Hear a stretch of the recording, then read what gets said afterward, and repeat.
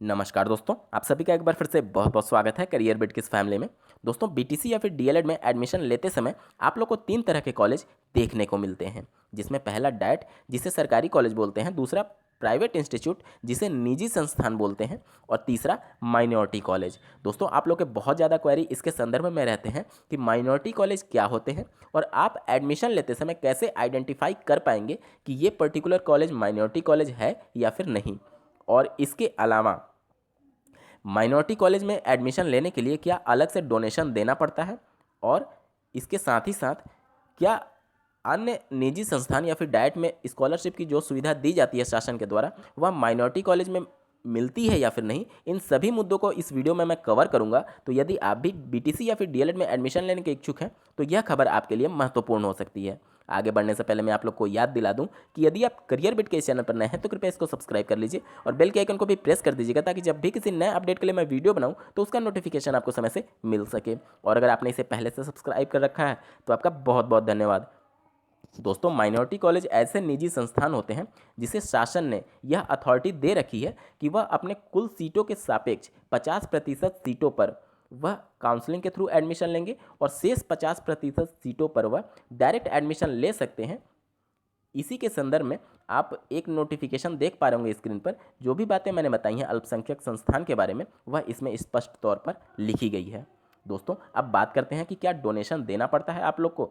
तो जी हाँ दोस्तों, जितने भी माइनॉरिटी कॉलेज होते हैं वह डायरेक्ट एडमिशन के एवज में आप लोग से एक मोटी रकम वसूलते हैं। दोस्तों, अब एक बार बात कर लेते हैं कि क्या माइनॉरिटी कॉलेज के अलावा आप निजी संस्थान या फिर डाइट में भी डायरेक्ट एडमिशन ले सकते हैं। तो 2017 में ऐसा प्रावधान नहीं था कि आप निजी संस्थान या फिर डाइट में डायरेक्ट एडमिशन ले पाएँ।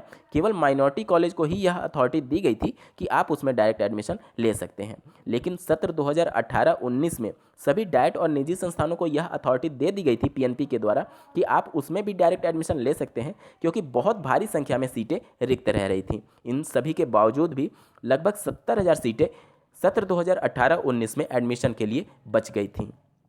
दोस्तों, अब एक बार बात करते हैं कि आप कैसे आइडेंटिफाई कर पाएंगे एडमिशन लेते समय कि ये पर्टिकुलर कॉलेज माइनॉरिटी कॉलेज है या नहीं। तो मैं आप लोग को बता दूं कि जब आप ऑनलाइन काउंसलिंग कराते हैं तो जिस भी कॉलेज को आप सेलेक्ट करेंगे अपनी चॉइस फिल करने के लिए, उस कॉलेज के नेम के आगे आपको ब्रैकेट में माइनॉरिटी लिखा होगा, अगर वह पर्टिकुलर कॉलेज माइनॉरिटी कॉलेज है तो।